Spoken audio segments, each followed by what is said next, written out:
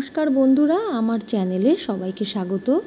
আজ আমি শেয়ার করছি নতুন এক রেসিপি, আলু ভর্তা। তো আজকে আমি যেভাবে আলু ভর্তা করে দেখাবো, এভাবে যদি আলু ভর্তা বানিয়ে খাওয়া হয় তাহলে কিন্তু দারুণ টেস্টি হয়। তো বন্ধুরা, গরম গরম ডাল ভাতের সঙ্গে যদি এরকম আলু ভর্তা পাওয়া যায় তাহলে কিন্তু সকলেই খুব ভালো পছন্দ করবে। তো বন্ধুরা, দেরি না করে রেসিপিটা শুরু করছি। প্রথমেই আমি একটা কড়াই বসিয়ে দিয়েছি। এবারে আমি দুটো মাঝারি সাইজের আলুকে খুব ভালো করে ধুয়ে নিয়ে তারপরে গোল গোল করে একটু মোটা করে কেটে নিয়েছি। আমি খোসা সমেতই কেটেছি, তোমরা চাইলে খোসাটা বাদও দিতে পারো। এবারে লো ফ্লেমে আমি আলুগুলোকে বেশ ঢেকে ঢেকে সিদ্ধ করে নেব।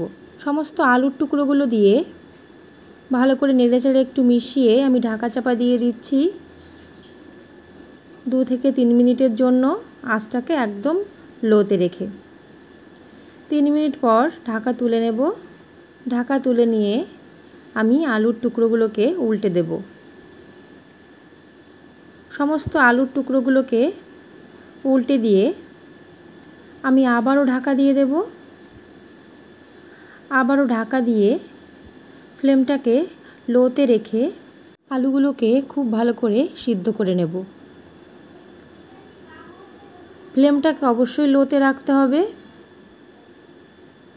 ঢাকা দেওয়ার পর আমি 5 মিনিট অপেক্ষা করব। ফিরে আসব 5 মিনিট পর। 5 মিনিট পর আমি ঢাকা তুলে নিয়েছি। আলুগুলো খুব সুন্দর সিদ্ধ হয়ে গেছে। তো এবারে আমি আলুগুলোকে একটা পাত্রে তুলে নেব। এবারে সেই তেলেই আমি দিয়ে দেব কেটে রাখা টমেটো। আমি একটা মাঝারি সাইজের টমেটোকে গোল গোল করে কেটে নিয়েছি, আর একটা মাঝারি সাইজের পেঁয়াজ গোল গোল করে কেটে নিয়েছি। তো এবার পেঁয়াজের টুকরো আর টমেটোর টুকরোগুলো দিয়ে দিচ্ছি। ফ্লেমটাকে কিন্তু লোতেই রেখেছি।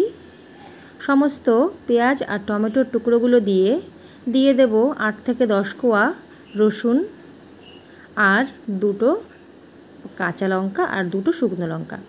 ঝালটা তোমরা তোমাদের স্বাদ মতো ব্যবহার করবে, যে যেমন ঝাল খেতে পছন্দ করো সেই হিসাবে কিন্তু লঙ্কা দেবে।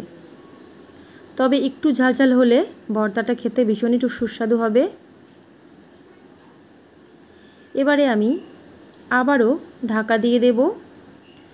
ঢাকা দিয়ে লো ফ্লেমে আমি সমস্ত উপকরণকে খুব ভালো করে সিদ্ধ করে নেব। 4 থেকে 5 মিনিট লো ফ্লেমে আমি সিদ্ধ করে নিলাম। এবারে এপিট ওপিট একটু উল্টে দিয়ে হালকা একটু ভেজে নেব। খুব বেশি কিন্তু ভাজবো না। হালকা করে যখন পেঁয়াজ আর রসুনের গায়ে একটু লালচে কালার আসবে সেই পর্যন্তই ভাজবো। ফ্লেমটাকে কিন্তু লোতে রাখবো, কখনোই হাই ফ্লেমে আমি কিন্তু সবজিগুলোকে ভাজবো না। সমস্ত উপকরণ আমার সুন্দর করে সিদ্ধ করে নেওয়া হয়ে গেছে। এবারে আমি তুলে নেব। তো বন্ধুরা, আজকের এই ভর্তা রেসিপি দারুণ টেস্টি হয়, তোমরা অবশ্যই একবার বাড়িতে ট্রাই করো। সমস্ত উপকরণ আমি তুলে নিয়েছি। এবার সুন্দর করে আমি হাত দিয়ে মেখে নেব। গরম গরম ধোয়া ওঠা ভাত ডালের সঙ্গে যদি এরকম একটা সুস্বাদু ভর্তা থাকে তাহলে কিন্তু সবাই চেটেপুটে খাবে, আর কোনো পদের কিন্তু দরকার পড়বে না। তো বন্ধুরা, আশা করি তোমাদের আজকের ভর্তার রেসিপিটা ভালো লাগবে। অবশ্যই তোমরা বাড়িতে এভাবে ট্রাই করো। তো সুন্দর করে আমি সমস্ত উপকরণকে মেখে নিচ্ছি। এখানে আমি কিছুটা ধনেপাতা কুচি ব্যবহার করেছি। ভর্তায় ধনেপাতা কুচি দিলে কিন্তু খুব সুন্দর একটা ফ্লেভার আসে।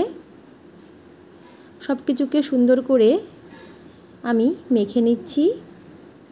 মেখে নিয়ে দিয়ে দেব পরিমাণ মতো নুন। আমি আগে কিন্তু কোনো নুন ব্যবহার করিনি, তোমরা চাইলে কিন্তু ভাজার সময়ও নুন দিতে পারো। আমি পরিমাণ মতো নুন দিয়ে আরও একটু মেখে নেব।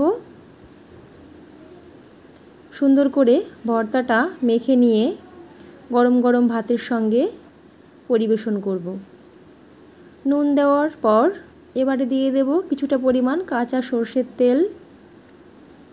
সর্ষের তেলটা অবশ্যই তোমরা দেবে, সর্ষের তেলের সুন্দর একটা ফ্লেভার থাকে। সর্ষের তেল দিলে ভর্তার স্বাদ দ্বিগুণ হয়ে যায়। সর্ষের তেল দিয়ে আবারও সুন্দর করে ভর্তার সঙ্গে মেখে নিচ্ছি। মেখে নিয়ে তৈরি হয়ে যাবে দারুণ সুস্বাদু আলু ভর্তা রেসিপি। রেসিপিটা যদি তোমাদের ভালো লাগে লাইক কমেন্ট শেয়ার করো। আর আমার চ্যানেলে নতুন বন্ধু হলে অবশ্যই চ্যানেলটা সাবস্ক্রাইব করে আমার পাশে থেকো। সকলে খুব ভালো থেকো, সুস্থ থেকো। দেখা হবে নতুন কোনো ভিডিওতে।